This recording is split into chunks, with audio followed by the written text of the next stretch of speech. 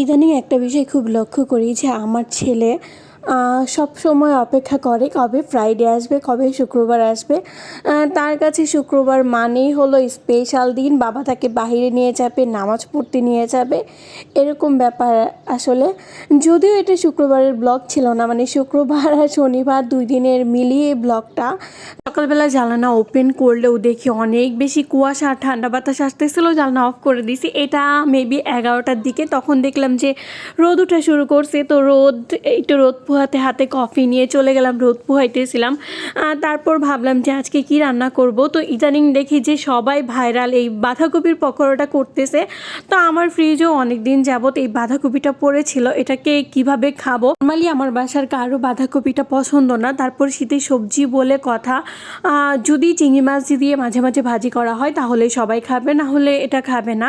তো আজকে ভাবলাম দুপুরে যেহেতু মা ছেলে বাসায়, ঝটপট কিছু একটা করে ফেলি বাঁধাকপিটা দিয়ে লাঞ্চের প্রিপারেশনে, কারণ আজকে অনেক বেশি দেরি হয়ে গেছে যে রান্নাবান্না এখনও শুরু করি নেই। মানে এই শীতকালে না কোনো কাজ কাম করতে ইচ্ছা করে না, বিশেষ করে পানি ধরার কাজগুলো একদমই করতে ভালো লাগে না, আর একটা অলসতা ভাব চলে আসে। আমি জানি না এটা সবার ক্ষেত্রে কিনা, কিন্তু আমার ইদানিং খুব বেশি অলস লাগে, মানে কাজ কাম করতে একদমই ভালো লাগে না, বিশেষ করে ঘরের কাজগুলা। যাই হোক, দুপুরে রান্না তো করতেই হবে। তো এখানে একটু মুসুরি ডাল ব্লেন্ড করে চালের গুঁড়া দিয়ে পেঁয়াজ, কাঁচামরিচ, ধনে পাতা, একটু আদা রসুন বাটা সব কিছু দিয়ে একটা পকোড়া বানিয়ে নিব। রিসেন্টলি তো এই পকোড়াটা খুবই ভাইরাল, যদিও সবাই অনেক বেশি তেল একদম ভাজা ভাজা করে ফেলে।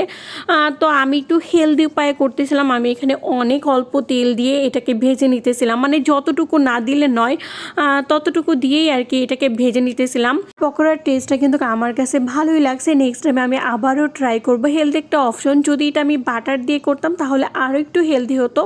তো এই যে দেখো, এক এক করে অনেকগুলো পকোড়া ভেজে নিয়েছিলাম, আর পকোড়াটা আসলেই অনেক বেশি মজা ছিল। নেক্সট টাইমে আমি আবার ট্রাই করব। এরপর রান্নাবান্না শেষ করে ফেলছি। আজকে তেমন কিছু রান্না করি নাই, ডাল ভাত বলতে পারেন। তো এই যে রান্নাঘরটা ক্লিন করতেছিলাম। আসলে রান্না করো আর না করো, রান্নাঘরে কিন্তু ময়লা হবে, একটু এদিক সেদিক হলেই দেখা যায় রান্নাঘরটা ময়লা হয়ে যায়। আর এই যে আজকে মা ছেলের দুপুরের খাবার বললাম না, আজকে ডাল ভাত রান্না করছি, এখানে গরম ভাত আর ডাল। আর আমি যে পকোড়াটা বানাইছিলাম, পকোড়া আমরা তো বড়া বলি, তো এখানে ভিডিওতে ভয়েস দেওয়ার কারণে আমি বারবার পকোড়া বলতেছি, আমার কাছেও কেমন জানি লাগতেছে। আমি যদিও বড়া বলি। আর একটা ডিম পোচ করলাম, কারণ আমার ছেলে পেঁয়াজ দিয়ে মানে ডিম ভাজা খেতে পছন্দ করে না। তো এখানে মা ছেলের দুপুরের খাবার।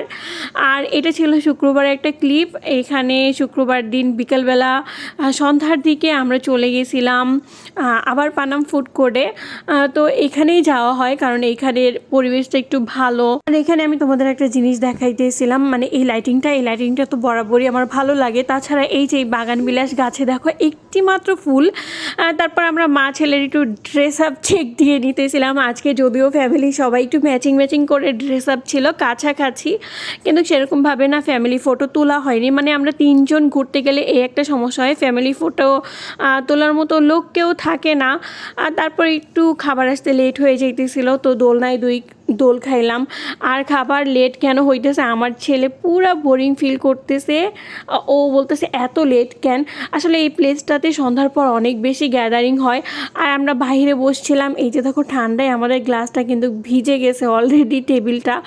আর খাবার এইখানে বারবিকিউ চিকেন ছিল আর নান রুটি ছিল। আমি গার্লিক নান নিয়েছিলাম, আর ও রাহিলের বাবা বাটার নান নিয়েছিল। যদিও বাটার নানটা সেরকম মজা ছিল না, আমি যে গার্লিক নানটা নিয়েছিলাম সেটা খুব বেশি মজা ছিল। তারপর খাওয়া দাওয়া শেষ করে ঠান্ডায় কাঁপতে কাঁপতে বাসায় চলে যাইতেছিলাম, কারণ বাইকে উঠলে অনেক বেশি ঠান্ডা লাগে। তো আজকের ভিডিওটা এ পর্যন্তই ছিল। আল্লাহ হাফেজ।